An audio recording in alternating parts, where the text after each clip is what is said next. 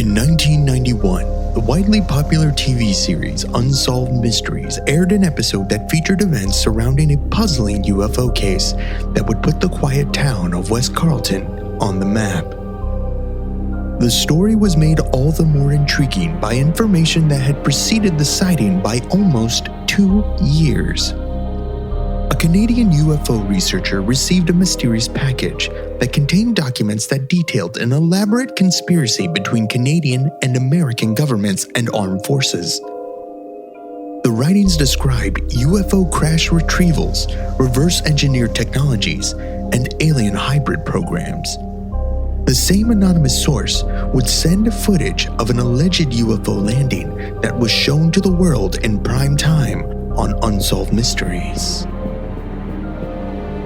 This case file joined the theorists as they go for a royal flush without a full deck of cards in the Guardian UFO Case.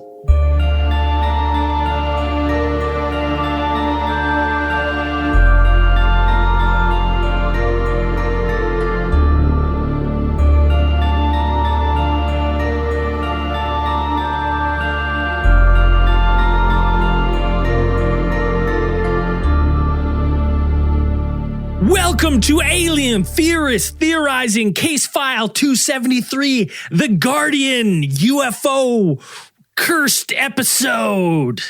Let's see if we can get through this one today. I'm Braden. I'm Zelt. I'm Dan. And I'm Andrew. Yeah, it's been a couple weeks trying.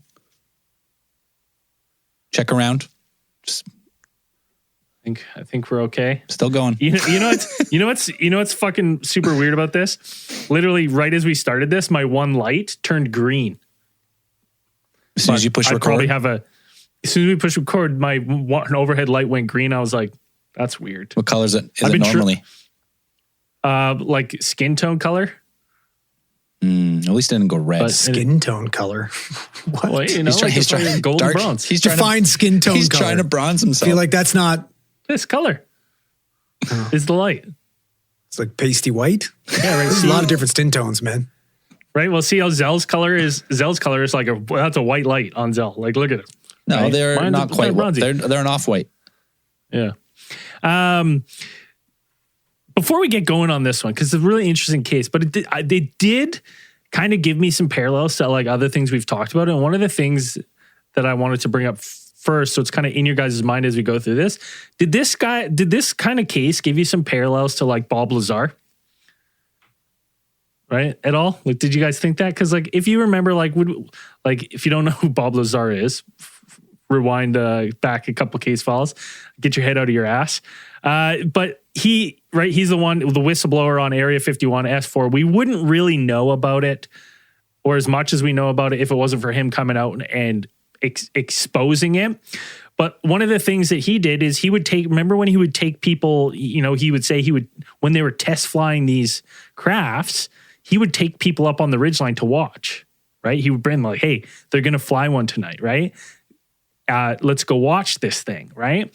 Just when you start to get into the Guardian, like him whistleblowing this kind of stuff gave me that same kind of feel, like if it's as if he was some sort of like Canadian Bob Lazar. It's a lot less like the Bob Lazar case is a lot less cloak and dagger. Though. Yeah, we don't even know who this guy was, like, really. Yeah, but like Guardian's pretty like fucking hip hop anonymous. But man. Like, he was so. But so was Bob Lazar. So was Bob Lazar. If you remember, he came out first. But he went on the world's biggest podcast. Not at first though. When he first came out, he went by the name Dennis. I think it was Dennis. He had his face blurred. Yeah, he had an alias. And then because he was worried his life was in danger because they had found him out. So he came out in public because he was like, if I say all this stuff with my name and then they kill me or something happens to me, they're going to be on the hook, right? People are going to know that's what's happened, right? So he felt coming forward with his real name and stuff was a way to protect himself because he had been burned. Like they already knew it was him. So he kind of like got ahead of it by coming out and saying this. So I kind of wonder with the Guardian, if this is just a case of like a whistleblower where he didn't get that, but like they were truly like didn't know who this was. So whoever gave this was safe other than, we'll get into it later, but they did leave a thumbprint. Well, I mean, I'll give my judgment after we go through the whole case. But yeah, I guess a little bit. I guess is that what you're looking for? A little bit of Bob Lazar. I don't need you to just agree. Be like, yeah, but that's what. When I was thinking, when we were going through this case, I just kept thinking about that. Of like, this is similarities to that. Like, I wonder if whoever this was knew about this stuff. But anyways, let's get into the Guardian. So in 1989, Tom Theophanous was a UFO researcher who was working with the Canadian UFO Research Network, or QFORN. Is that still around? Is QFORN even still around? Or they all kind of got absorbed by MUFON? I think they're all MUFON. Yeah, they're just Canadian wings of MUFON. Because there's like the Toronto-based MUFON was in on this, right? Yeah. He received an anonymous package from someone who is calling themselves Guardian. It didn't have any return address on it or anything. It pretty much just said like to Tom Theophanous, the office of whatever. And this package apparently contained a story, like a printed out story that was regarding a UFO crash that allegedly occurred close to Carleton Place, which is about a half-hour drive from Ottawa.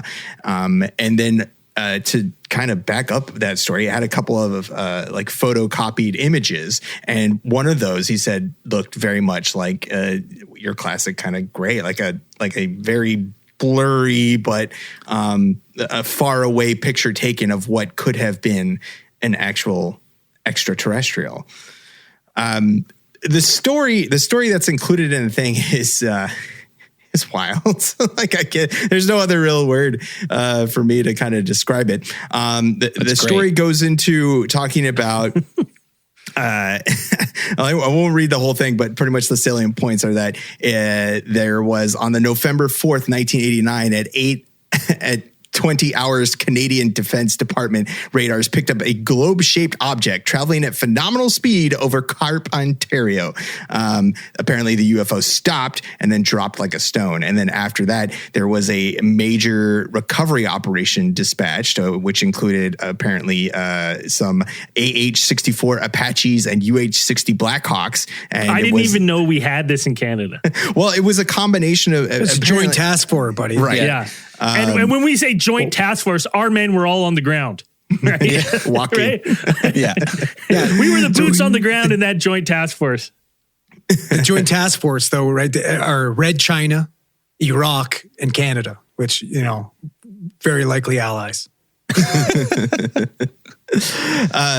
So now these Apache gunships and whatever apparently fired on this UFO, and they used missiles that carried a deadly neuroactive gas, which is referred to in the letter as Vexon, VEXXON, and is supposed to have kill on contact, and then.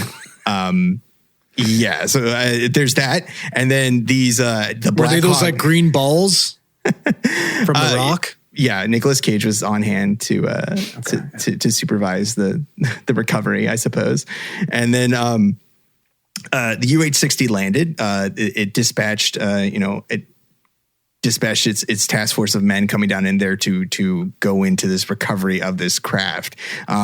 Apparently there were humanoids, which is these photos that were included inside the package were taken of these things. How this Guardian got these photos, they're not really sure, like whether these were taken by... Well, he had to be on the inside. Right. So he had to be one of the boots on the ground, He photocopied right? pictures. Had to. He was, right? yeah, it was in the area. Listen, everyone knows if you're photocopying something, who has a photocopy? No one. Someone in government, right? So we know it's an insider just by that, because if you have a government job, you are basically just at a stationery store where you all do all your photocopying, all your printing. No one who works for government owns their own printer or photocopier. You steal right? it. No one. You steal that ink. And you do it all. So like 100%, this guy is an insider, because who else was he going to Staples? Right? With this stuff? No. Kinko's? He's doing it at work. Kinko's?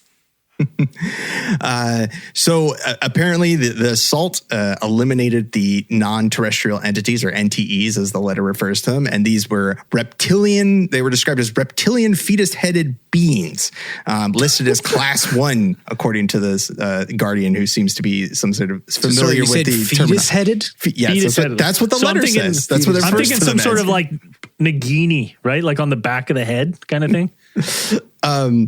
Fetus head. Or maybe they're just like a little fetus controlling the lizard body. Oh, I like that. Like a little MODOK on top. The bodies of these creatures were apparently recovered, and then they were packed in ice and then shipped over to a isolation chamber within the University of Ottawa, where CIA physiologists performed their autopsies. CIA on the dead bodies. performed the autopsies in Canada. Yes, according to this letter. Yes. Okay. And then apparently they used you're mistaken, right? Everyone knows the most top secret Canadian organization is also the CIA. It's CIAEH. Okay, gotcha. Yeah, right? yeah. CIEH, and they've named it that way to throw off people like you when you go there. What, the CIA was here? I don't think so. Fake news.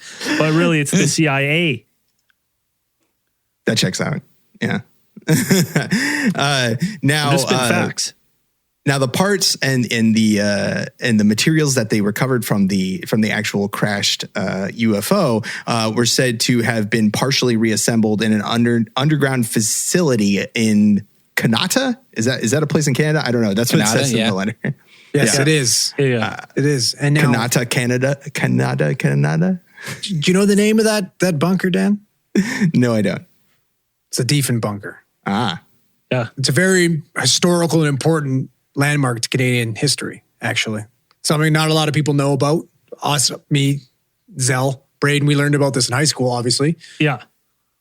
Right? So for those of you that don't know, you're not learned on Canadian history. Basically, the story goes like everybody knows post-World War II, we've got the Americans had Operation Paperclip. Russians had Osify-Keen. Well, there wasn't a lot left, but the Canadians were actually able to get their hands on an architect. Oh. And a little known fact is prior to World War II and the Cold War, Canada was so far behind on their bunker technology that they kidnapped this German architect. I think it's like Hans van Velvet or something like that. So they kidnapped him. And he actually created the world's most deepest bunker in all of the world. And when he said it, the Canadians thought he was saying the Defen bunker. So then that's what it got its name from, the Defen bunker.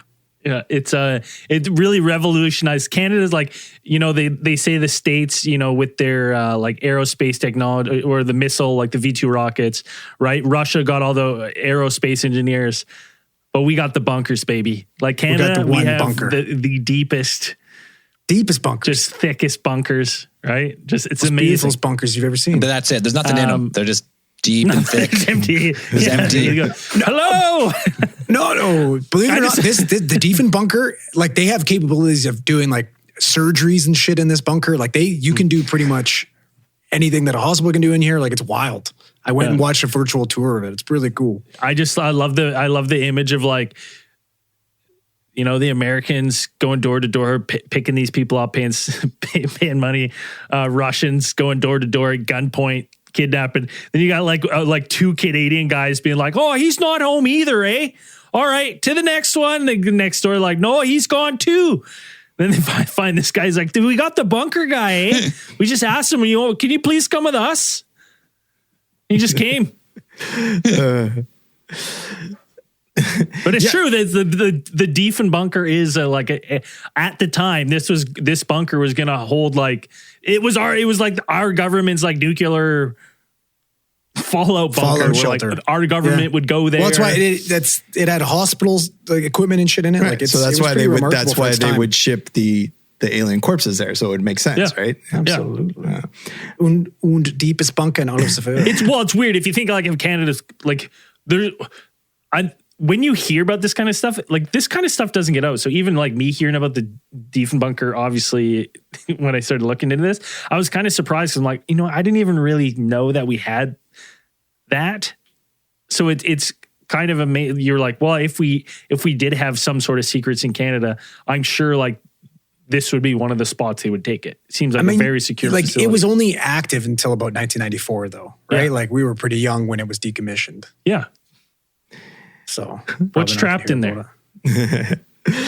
So the letter went on to describe in detail some of the components and like what their functions were of the UFO, talking about how the UFO itself was made up of a matrixed dielectric magnesium alloy and driven by some type of pulsed electromagnetic fields, which were generated by a cold fusion reactor. And apparently it also displayed offensive capabilities, which utilized some type of independently targeting electronic beam weapons. So there's kind of strange in all of this stuff because when they have these beam weapons, apparently in the cargo hold, there were also ordnance racks that had 50 Soviet nuclear warheads within it, which seems interesting. I don't know whether were they just picking them up, but like were they had to put them somewhere. Just hold them for a friend. Yeah. Those aren't ours.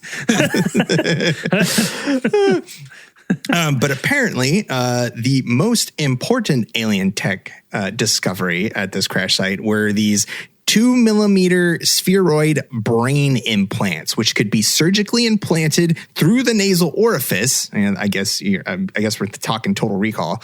And the individual could be fully monitored and controlled. Ooh, that's interesting. So, the letter goes on to go ahead and level the finger at the CIA and the Canadian government being very interested in this technology and actively supporting mind slave. This in the letter. This is wording. Mind slave experiments for years. But here, I think MK Ultra, right? Like that's not when you say it in the context of like the CIA working with Canada. Working on Project MK Ultra, it's like we know there was Canadian ties to that program, right? So it's like that's not too far fetched for me to be like, I think were they trying out other stuff? Who knows, right? I think it's very important also to point out that this was written like a fucking manifesto. We did basically accusing Canada of teaming up with fucking Red China and Iraq to hide this crash. Half the stuff was written on fucking playing cards. Right? Yes. Yeah, there were. And it was flagged for collection of cards out there. Okay. And it was flagged because it sounded awfully like a fucking white supremacist manifesto and vaguely, alt-right there was conspiracy theories. Now, right? Like one thing that I was when I was thinking about like, well, why in the playing cards and stuff, I thought in my head that maybe if it's like maybe these kind of bunkers and stuff were kind of run like how all these like shops in the mall run their stores with these teenage girls, like look in your purse before you go, you know what I mean? Like you're not allowed to leave till someone like basically gives you a frisk. So they're like, you can't bring out any loose leaf papers. And he's like, oh, I just got my, my deck of bicycle playing cards. He's like, oh yeah, see you later. Like, so that's where these were all written on playing cards. Cause he would make the notes in there. He'd copy them. Right. But then he couldn't bring paper out.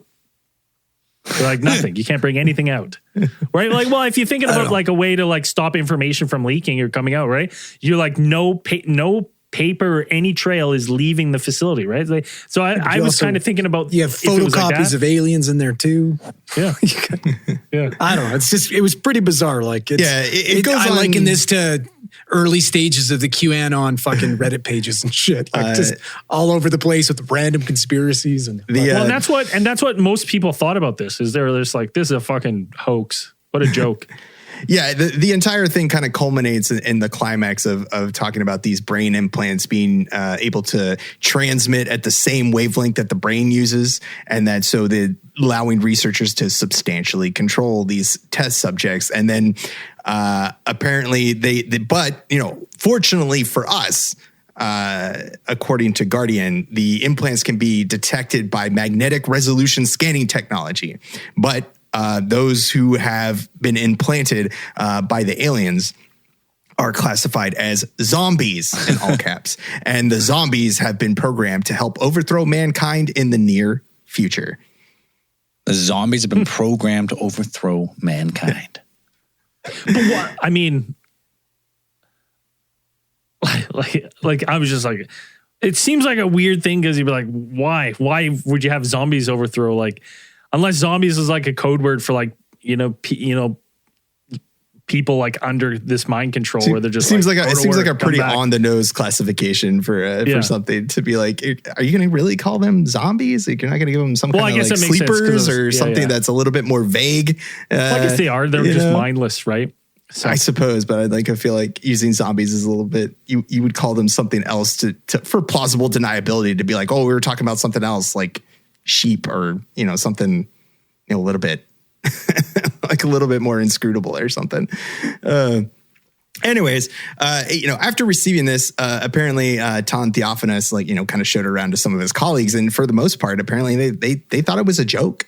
They thought it was somebody kind of messing with them, not taking them seriously, which, most UFO researchers are of these things. You're wary of this. At least I feel like if you're a legit UFO researcher, you would be wary of this kind of thing, being like, there wasn't really any corroborating evidence or anything. It was just this one-off kind of, strange letter that somebody sent you. So he reached out to the QFORN director, Harry Tokars, who also reached out to some people and looking for... A lot of these names sound fake. And then they tried to find somebody who was familiar with the area of Carleton to kind of check out the story, like to see if any of this story was true. Like maybe not all of it, but maybe bits and pieces, something, just to get a little bit of independent corroboration on the story. Honestly, good on him. Good on him for following this through at all. Right? Like, because it was basically wide labeled as like, there's nothing in here. This is trash. He's like, whatever. It's a slow day.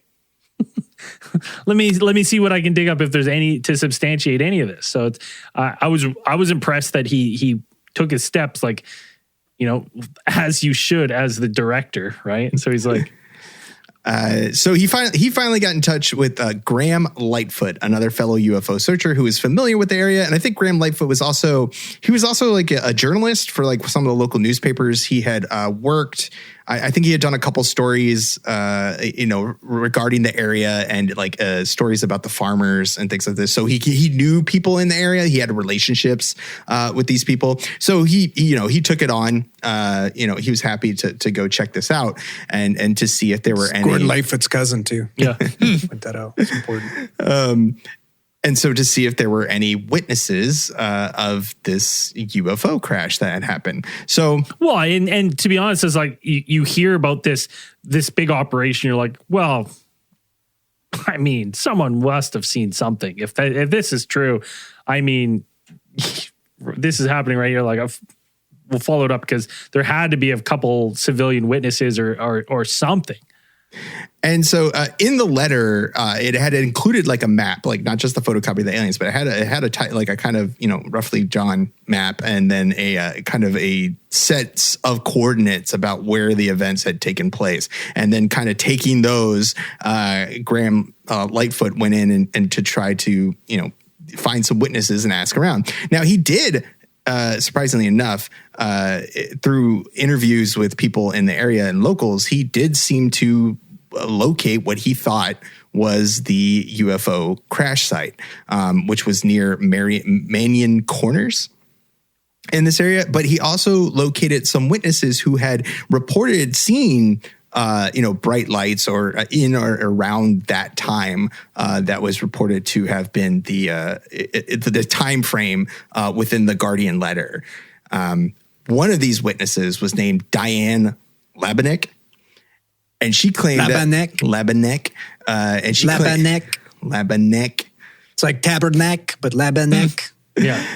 And she claimed that on the night of November 4th, 1989, she witnessed an intensely bright light pass over her house and then head towards a swamp that was at the far end of the property, of her property, on the south of her home. Now, she also says that the craft, but she said that there was some like orange glow also separately from the craft, like the craft was going over to it.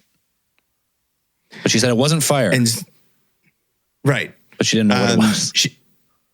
now this part of the story is actually in part of, we'll get to it in a bit, but this was actually in an episode of Unsolved Mysteries. I went in to talk about this, and I feel like I actually watched that episode when I was a kid. Like, this is because when I found out about this case file, I was looking around, and I was like, I remember this one. Like, I remember this.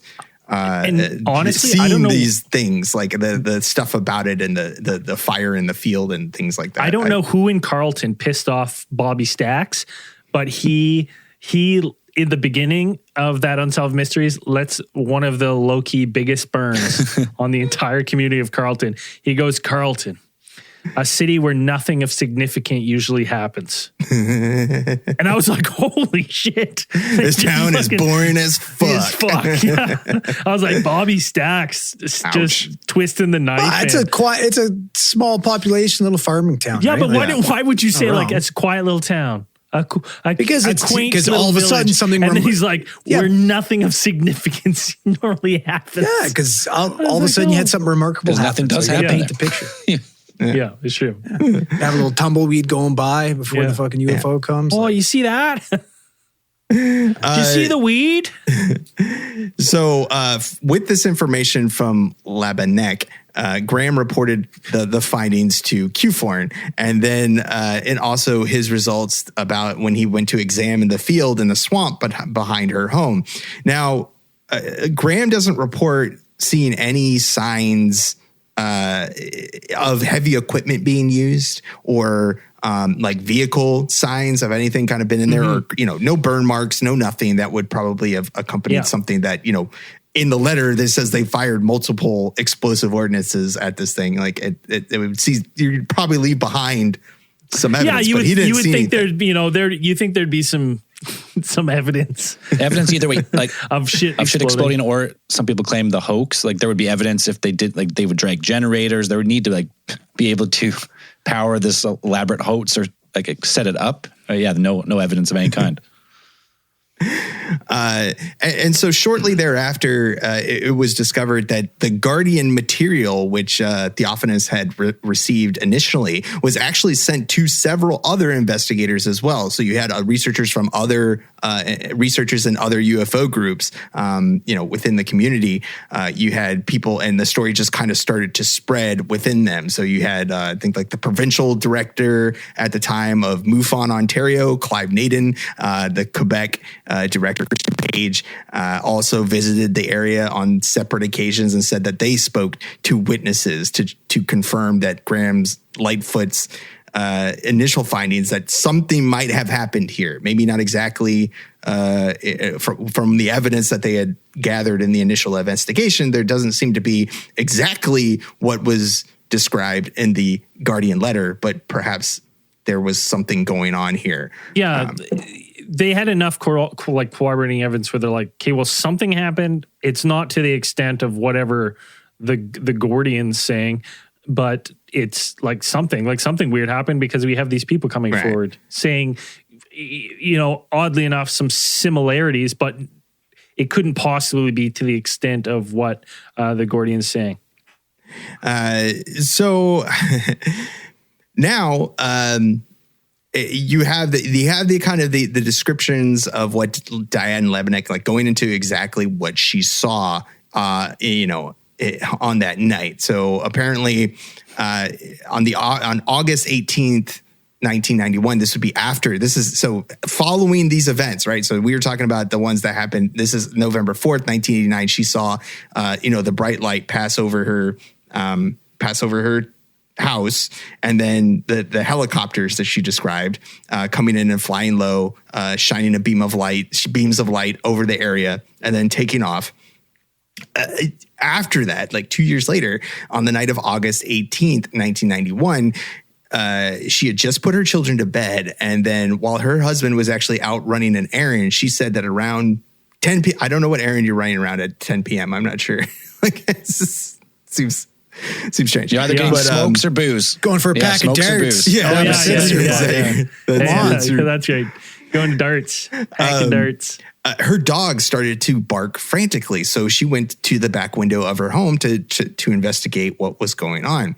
And she said that she saw what looked like out in that same area where she had reported seeing the lights before. She saw red flames coming up from the field. But just by looking at it, she was, she's lived on this farmland for a while, and she's familiar with, what could possibly be a brush fire. She said that what she was looking at was definitely not something like that, because it wasn't spreading through the field. It was very localized in like a small little area.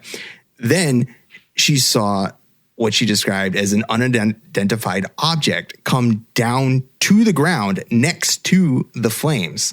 Like it landed, like it came down out of the air, like over the trees, and then landed right next to this thing. It wasn't making noise either. Like, for how close, like if it was some sort of helicopter or something, like she would have definitely heard like the blades, or if it was some sort of, craft, she would have heard it, but this is just silently dropping from the sky. She described seeing on top of this object a flashing blue light, and then another bright light, that like an extremely bright light. It made it difficult to kind of make out the definite shape of the object because it was so bright. Like these two light sources that seemed to be attached to the craft. And then this whole thing, she saw like the landing of the craft. Everything lasted maybe 10 minutes, and then it lifted up, went behind some trees, and then disappeared. And then almost simultaneously as the craft disappeared, the flames went out. Well, let's explain. Like an orange glow went out, because she describes it as looking like flames giving off that orange glow. But she was like pretty adamant that she's like, it wasn't fire. Like I wasn't seeing flames rise up. I was just seeing like an orange glow as if a fire was burning. And then 10 minutes after these flames or this red glow that the craft had landed near, after that all happened, a helicopter appeared, she said, flying low and unmarked. And it flew low over the ground in the area, the field, exactly where this craft had appeared. And then it crisscrossed the area a few times. It flew back over Diane's house and then took off and disappeared into the night. Gone. Right? It's a while, like, so she, like, knowing, like, it's dark out there, but, like, she's got this in the back of her mind.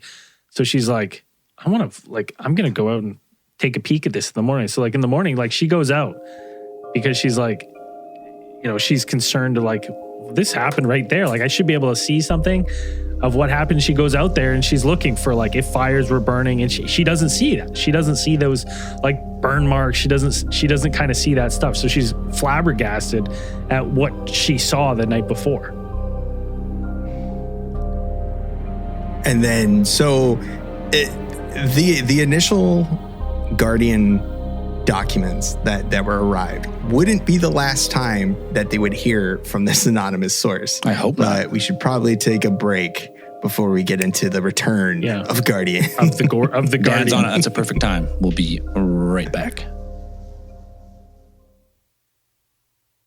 We're back for the return of Guardian. So in the middle of October 1991, Q4 started to receive more of the Guardian insider information via the mail. And apparently it was all postmarked Ottawa. So she's from Ottawa. I love it. Just Ottawa. From Ottawa.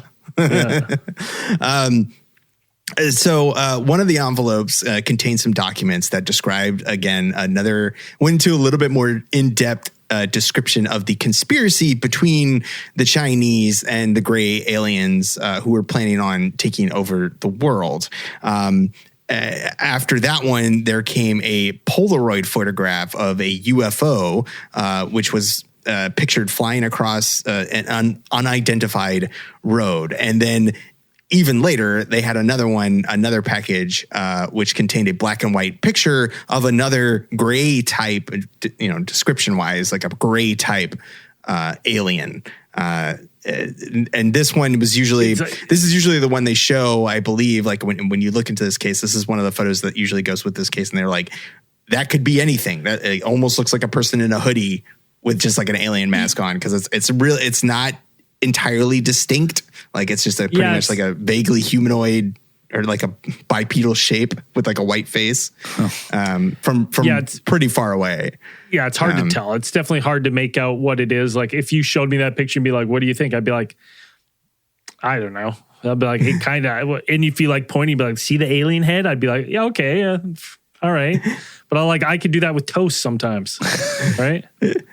But probably the most interesting delivery was the one that was the fourth in this series, and this contained a VHS videotape with a green label. VHS. Videotape with a green label on it, which had a thumbprint on it, a distinct thumbprint that intentionally had been put there, and with the word greased up their thumb and just, here you go, here's me. And then on there it was dagger, man. It's badass. Clearly printed Guardian, as if they didn't know who it was from, just in case they didn't suspect who it was from, I suppose. And this is also one of the packages. Well, hey, this is a big step up from playing cards, man. Went from playing cards to a VHS. Right. Well, they had the playing cards in this one as well. This is the one that contained the Ace, the King, and the Joker playing cards, all with a set of handwritten notes. He left his calling card. He's got a flair for theatrics. Yeah. The fucking Canadian Joker, boys. Yeah, 5 of clubs. This package also contained a photocopied map where it showed the what is labeled as the Gray's Landing area, and then also written on there, it contained notes that explained that those flames that Labanek had been seeing were actually flares, which had been placed there to help the UFO land. Now, this VHS had footage that seemed to like corroborate Labanek's story, as it seemed to depict the events that she had described that happened to her, or what she had witnessed on that night of August 18th, 1991. Well, it's like, so now we have like video evidence of this event that someone witnessed. You have corresponding video evidence that something indeed happened. And then it's like, like Zell's kind of said earlier, like if we're going to assume this is, some sort of hoax, and they filmed some sort of hoax here, you would think that there would have been equipment being brought in, you would have heard this going on. There would have been something there. But we don't necessarily know the landing site in this situation. Where Labanek best believes where it landed, but we don't really know exactly where it landed. The one thing I found super interesting, like Dan said initially, they sent out Guardian sent out multiple copies of the letters, the playing cards. And in this situation, they did the same thing. That he sent out multiple copies of the VHS, but which was super interesting. Like, so MUFON Ontario, and like we'll talk about Bob Exler here soon as well. They all got VHSs, but they were all different. Right? One would have a different angle of the scene. The other one was missing like any audio tracks. One had a longer one. Like it's pretty interesting. So it's almost like someone set up, like knew this was happening where it was, and had positioned like a setup to capture it on film. So this is when, like Andrew mentioned, this is when the case goes international, because those set of documents and the VHS tape, a copy of the video at least, were sent to Bob Exler. And Bob Exler was a pretty big UFO investigator at the time, kind of well known in UFO circles. And so this thing was addressed to him, and he received a video, and his did differ from the original footage, as it did not seem to contain an audio track. And it had an additional scene on it, which seemed to be a somewhat closer 1 minute shot of what was claimed to be the alien craft. Second camera, second angle? Seems that, or the same camera, and just it got closer at some point. I believe that, I think the 1 minute scene was actually, it seems to be shot from a vehicle of some type. Like, I think that's one of the traits that they described, is that this one was from inside a vehicle, as opposed to the one that could have been shot. Most of the the majority of the footage was actually seemed to be a shot like outside at a distance, but outside a vehicle, like out, in the field near where the actual site was. It was interesting too, because one of the guys who got that copy or either saw that copy of the video, he was the one that came up with that, because I guess at the time that was his day job, was installing windshields in vehicles. And he's like, I know for sure that that's shot from the inside of a windshield. I stare at these all fucking day at work, which I thought was pretty funny. So not very lucrative back in the 90s to be part of these UFO organizations, I guess. Well, it's always a hobby. I don't know of any UFO investigators that really make a lot of money. I don't think. Well, Exler tried. Yeah. Now, the thing is, what they caught on tape was, what there is when you see it, a discernible craft with a light on the top flashing, and like a strobe light. It's some sort of strobe light, and it does. It's at night, but you can see the strobe light and whatever is glowing in the middle of it does, illuminate the appearance of a craft. It does. Like when you look at it, you don't think so, Andrew? You saw that and you went, nope. I think it looks like plenty of different things. It looks like first time I looked at it, it looked like a fucking backhoe pulling out a quad out of a ditch. Oh, it doesn't. Second time I looked at it looked like fucking emergency lights. That didn't look like that at all. Right. You're out of your goddamn mind. You thought I would challenge how many backhoes you've seen in your entire life. Yeah, well, enough. Seen one. Remembered it well. Yeah, perfectly remembered. Seen one. Seen them all, bud. So Exler went on to take this footage, and then he called up his buddy, fellow ufologist Bruce McAvee, and to kind of corroborate and get another pair of eyes on this video about what they were seeing. McAvee came to the conclusion that there was something here deserving further investigation. That it was what is in the video is not exactly clear, but you have this, and after you have the footage of the alien the alien craft landing, whatever it may be, there's also like these several still shots of what could be described as extraterrestrials, like moving around, just these still photos of what seem to depict extraterrestrials. So Exler went ahead and made arrangements to head up to where they believe the site to have been. So May 10th, 1991, you had Tom and Lise Theophanous, Tom, who had originally received the first one to receive the Guardian. OG Guardian correspondent. You had Victor Lorenko, Von Killen, Drew Williamson, Harry Tokars, and Wayne St. John. Von Killen? Oh, baby, that's cool fucking name. Like I said, I told you earlier, a lot of these names sound fucking 100% made up, and Von Killen is one of them. I'm going to say, go to a limb here right now. The deepest bunkers. Tom Theophanous. He gives me some real Peter Parker vibes, where he's like, only I get pictures of Spider-Man, right? Where he's like, only the Guardian sends me stuff. I'm like, isn't that convenient there, Tom? I think we should be looking at Tom a little harder. I want a picture of his thumbprint. And so they all met with Exler and his son, and also along with Graham Lightfoot, which they called up with, because he was familiar with the area. And they kind of all went in, and they met at a motel that he was staying at in West Carleton, near Ottawa, Ontario.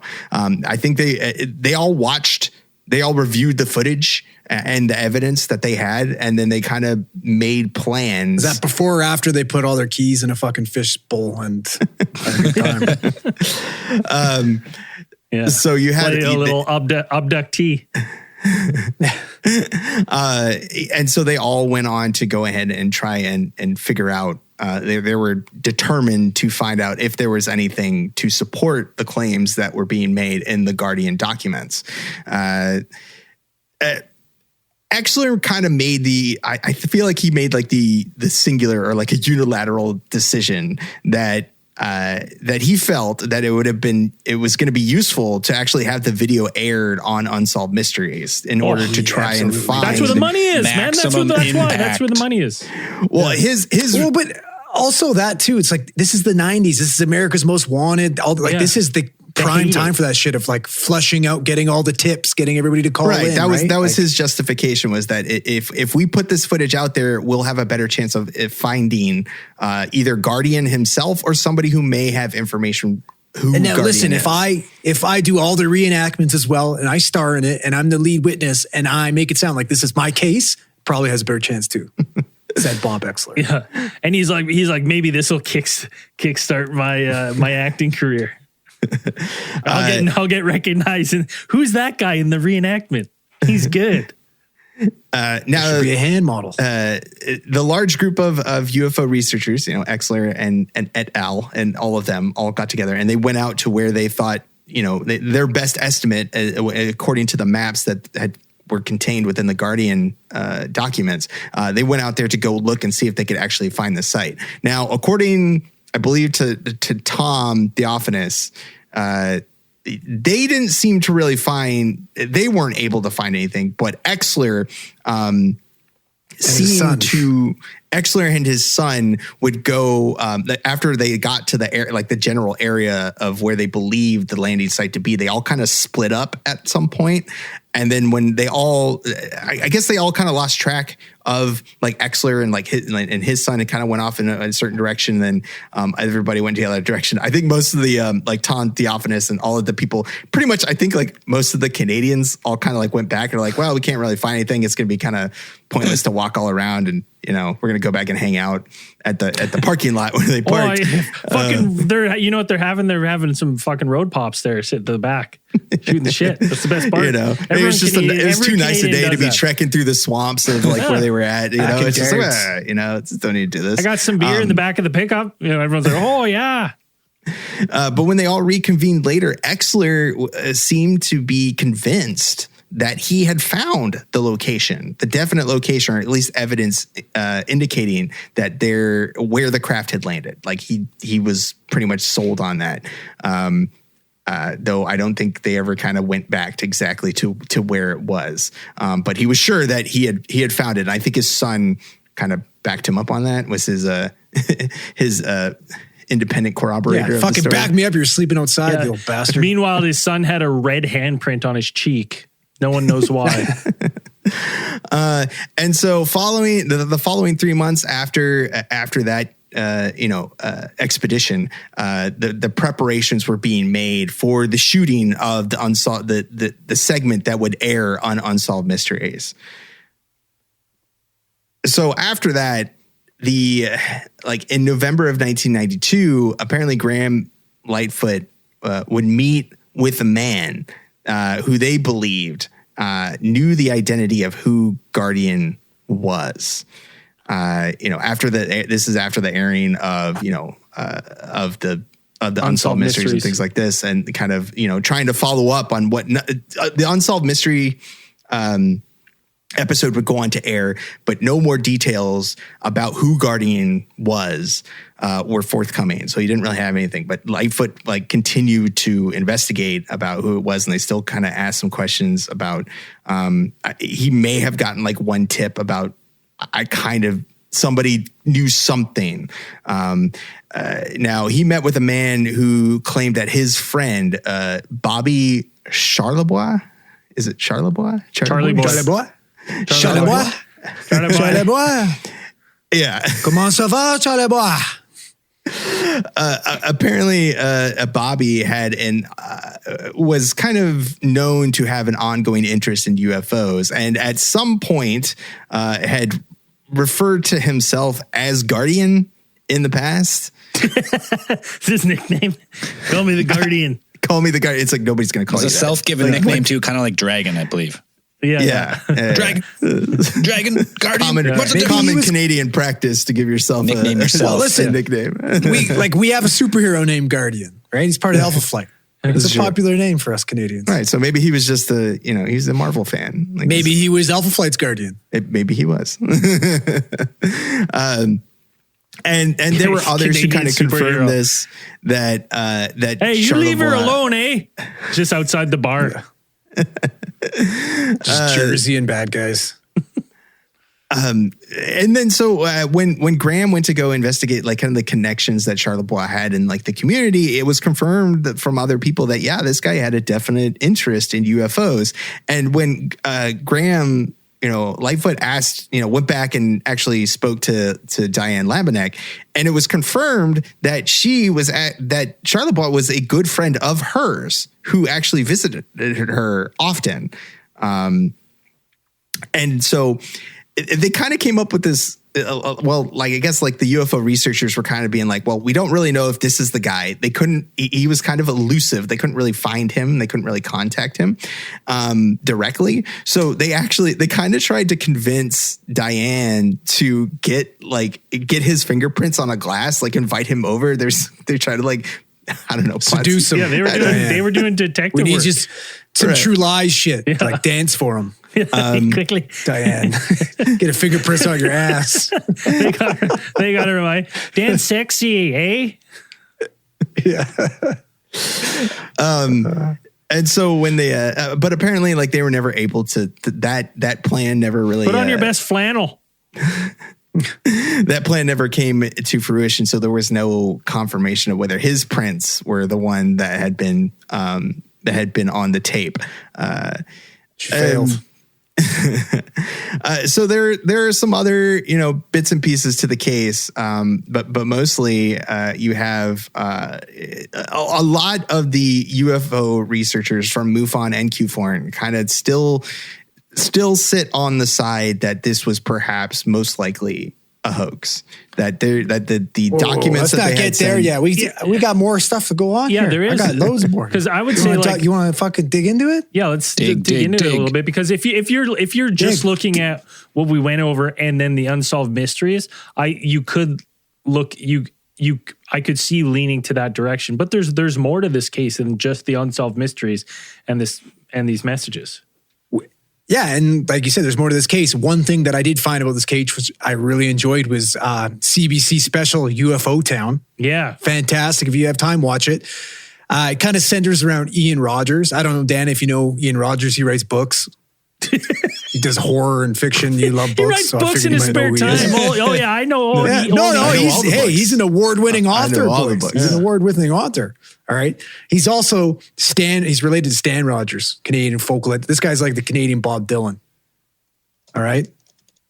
Barrett's Privateers, banger. Look it up if you haven't heard it. Anyways, it's kind of a cool story. Ian Rogers, when he was a kid, he was a teenager at the time, actually got into this case and started investigating himself. He was like self-proclaimed ufologist, loved X-Files. His dad was in the RCMP. So he took it amongst himself. He borrowed his mom's car, drove 200 plus miles to Ontario to investigate this. And then he, as an adult, goes back into this case and goes over who he thinks possibly done it. Not a huge fan of Bob Exler. No. Not whatsoever. This documentary really points to Exler being a fucking prick. That was just only out for himself. Yeah, like oddly enough, though, the UFON, like the American MUFON and Canadian MUFON and the RCMP all kind of came to the same a thought process when it came to Exler. Like everybody kind of figured he had his own agenda. Apparently, with these UFO cases, a lot of people researchers like to claim it for their own and like stake their claim in it and make like, this is my case. This is what I created. He's the one that chased down Unsolved Mysteries. He headlined that. He made himself the main figurehead in it. And I guess like MUFON Ontario actually came to the idea that Exler probably perpetrated the hoax or was at least part of it.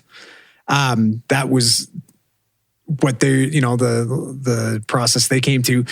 And basically the stuff like he stumbles upon the landing site, kind of suspicious, anything, anyways, kind of a fucking shady bastard. Yeah. But where it gets interesting is Bob Exler was rounding up a bunch of witnesses to go ahead and corroborate Labinek's story. Unfortunately, he was grabbing people who had sightings like 3-4 years after and stuck them in with the Guardian case, which kind of delegitimatized a little bit. But one of the people that he found was a woman named Susan Gillis. He ends up bringing Susan Gillis on that TV show Sightings. I don't know if you guys seen it. It was an old 90s UFO show as well. I used to watch it all the time. So she came on that as an anonymous fucking Guardian witness as well, and actually had claimed to have been abducted by Guardian.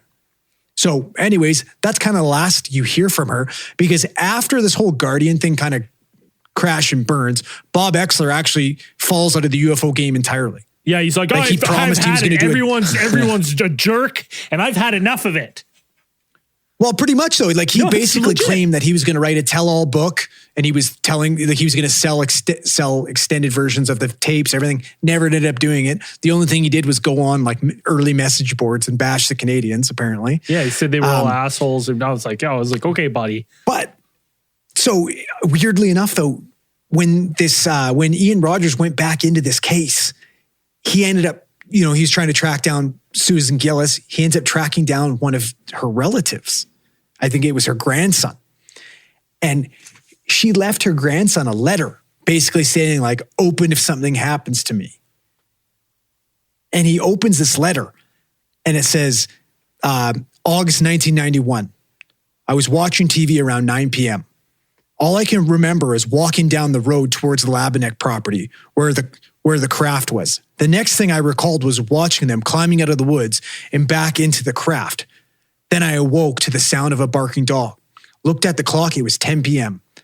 Went to see what the dog was barking at, and I saw a burst of light flash up into the sky. Okay, so she supposedly had walked down just under some type of hypnosis, walked down the Labanek property and witnessed this. Yes. And then now re-cooperating the original tapes. Well, and Chris Rutowski, who was one of the original investigators and one of the initial people who got the first round of Guardian documents, and he wasn't in UFO Town, but anyways, he watched UFO Town. And when he saw the grandson pull out that letter, he paused it and he's like, that right there is the exact same envelope and the exact same odd packing tape that my Guardian letter came in. Right? Andrew? Yeah. Oh, that was the hook right there. Well, your video froze, so I wasn't sure if you were hooked or you just froze. I was like, no. So basically pointing to that this woman is in fact the Guardian. Guardian. Yeah.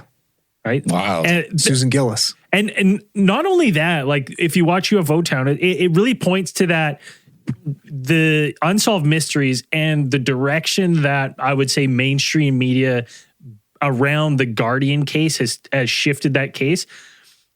There is something there, but not in the sense of how Unsolved Mysteries portrays it.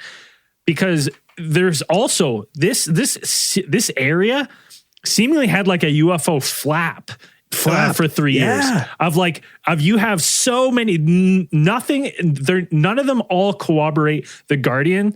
Some do, but others have just as amazing accounts of being like, yeah, there was helicopters like nonstop. None of them are low flying, but it's like, nonstop late at night. They were having lights suspended outside their windows as kids, where it was like, it would just illuminate their whole room. And as they went to the window, the light would just turn off and something would leave silently. Like this whole like West Carleton area was for that time seemingly under some sort of crazy UFO flap that just kind of gets drowned out in the Guardian case. And the one thing I will point out that could argue for and against the flap, I guess, is the fact that like this is Carp. Like how far away is Carp from Ottawa? Not too far. Not very far. That's our nation's capital. How many fucking military bases does Ottawa have? It's a good question. At least one. If we're going to be getting, well, at least, right? Like it's going to have a large military presence. So either these helicopters could be possibly doing like military drills, or that's what's attracting the UFOs to Carp in that area. Right? Yeah. Because we know that UFOs like to visit military bases. Well, okay. Plus they have Zadifenbunker. Okay. Well, back to my point that I started the show with. So if, everyone always says like, there's always a joke that UFOs visiting Earth. It's like, and then it shows the map of Earth and it's just America.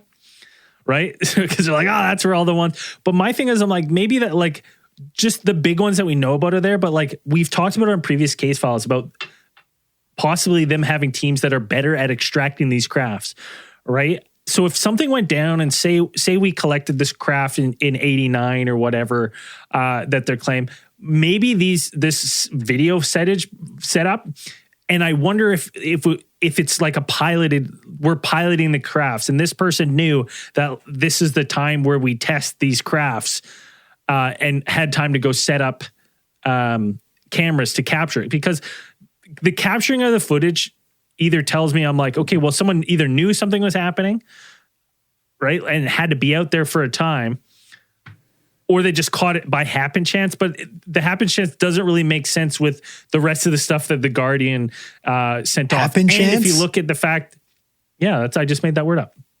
Happenstance. Okay. Right? Is that what I'm trying to say? There we but, go. you know, Yeah, if it's happenstance. If we to believe that this happen chance. Yeah, a little happen chance. Happen chance. It makes perfect sense if you think about it, right?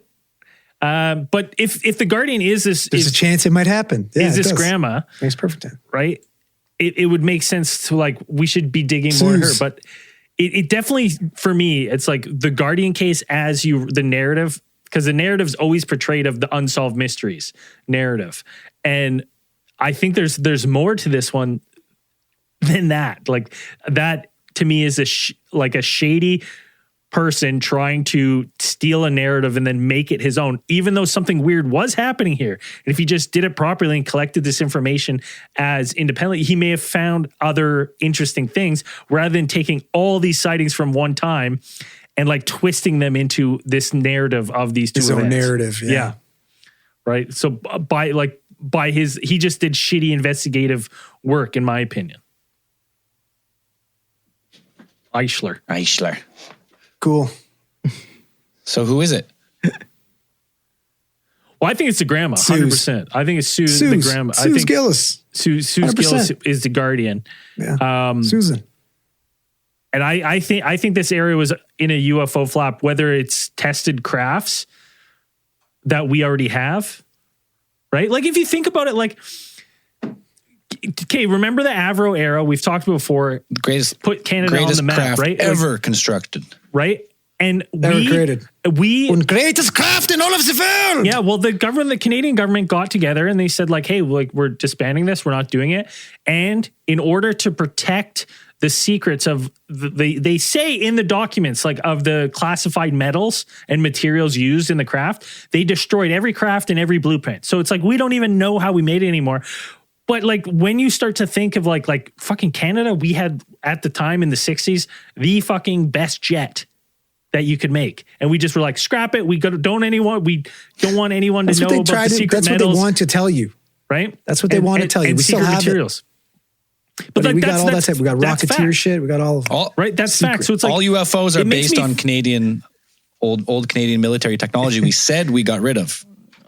Yeah, but maybe it's. But we didn't. They're hiding in the bottom of the Sadifen bunker. But maybe it's one of those things where it's like Swag was decommissioned. You know, we were ahead because we had recovered crafts. Maybe more countries recover crafts than we know about, right? Because if you think about these land masses, especially like Bob Lazar talking about, you know, digging one up, like if you think about the land masses of Canada, like it would make sense that if multiple countries are hit, like Canada landmass, pretty good odds of a UFO coming down in Canada. Like I know the world's a huge place, but you know, if countries wise, it's almost like they would have the second best chance at landing in our landmass. So it's like, you know, I kind of started to question of like how many of these objects have we picked up, and maybe this technology is just further development of, you know, what we were working on with the Avro Arrow and whatever these secret materials and secret metals are that or classified. I shouldn't say secret, classified metals and classified materials are, and we're just further testing with them, and that's what these people are seeing are these test flights. That was kind of what I was thinking. Dig it. I can dig it. So dig it. Maybe not aliens, but like alien technology, right? Perhaps. Maybe Recovered, defunct, excavated, like Bob Lazar said. That's still to this day or just an excavator, like I said. To this day, I'll never forget when Bob Lazar was on Rogan and he's like, yeah, we excavated one and no one elaborated further on it. I was like, what do you mean they excavated? From where? No one asked any more questions. Show Joe. Joe already knew. He wasn't that excited. But maybe that was like, like just saying that, like excavated, maybe there is a joint task force with the United States and we have recovered one in Canada. Like maybe we're ones. Buddy, did you not read the manifesto? Canada. We have partnered with Red China and Iraq. Yeah. two unlikely that's what the seven of spades fucking said, right? No, the Defen bunker was drilled so deep that they actually found that's where that's to China. To China. It just connects. That's not where the joke was going, but I like that better. Yeah, that's what you're saying. They dug it so deep, they dug it straight through the earth, popped out in China. Done. Yeah. Case closed. I get it. Yeah. That's where the lizards are coming from. That's how China's going to invade us eventually, through that tunnel. Fuck. Ooh. Yeah. If you listen to, that's why we decommissioned it. We blew it up. We're like, we can't. Sealed it up. We got to sever ties. Can't risk it. We got to sever tunnels with China. It's an interesting case. I would recommend, if you're interested in this one at all, to watch the Unsolved Mysteries, because who doesn't love a good narrated episode by Bobby Stacks? But then check out UFO Town by CBC, because it's very, very interesting and a very interesting take on this kind of episode. We got a theory of the week. I believe we had a review. Yeah, that's right. Review. I do have it up right now. There it is. You want an easy way to get theory of the week? Easy. This is the easiest, probably the easiest way to get it, because not a lot of people utilize this. Write a nice 5-star review on Apple Podcasts, Spotify, and we get an email notification when people send it. You can't write reviews on Spotify, but leave that 5-star regardless.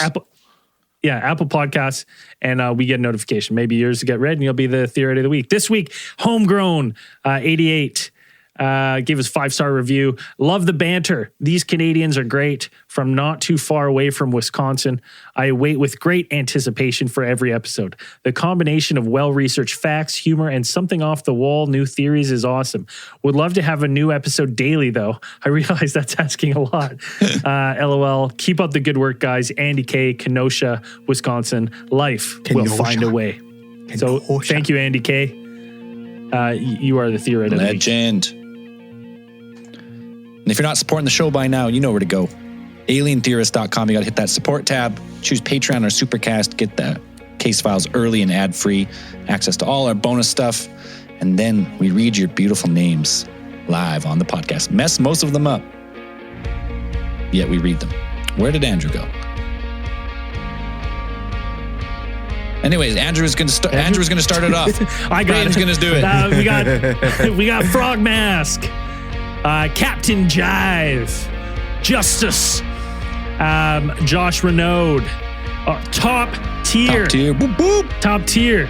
Josh Renaud, thank you. Josh Renaud, you're a beauty. We got Halloween, Kevin Kokos, Christina Jordan, and Dimitri. We got Carol M. Velasquez, Ryan Morse, Brian Incy. See, that's what you get. Tyler Gillum, Marcus Fafield, Cell. Sometimes I gotta double check them before I read, because I'm trying to fuck with me. Cell Fliparachi. This is a cool name. Lauren Andrews, Bigsby Starboner. Goes up in their pledge. Totally real. Christopher. It's totally real. And _Casey. Thank you very much for supporting the show. And as we always say at the end of these things, keep those eyes on the skies. See you in after hours. Ooh. Andrew pooped himself? I don't know. His video froze. His video froze, and then is he not there anymore? It says it's still. Anyways. After hours. Andrew's computer obviously melted last week, and new computer's on the way, but I think the laptop has now has crapped out. I don't know. But did he order a new computer or just new hard drive?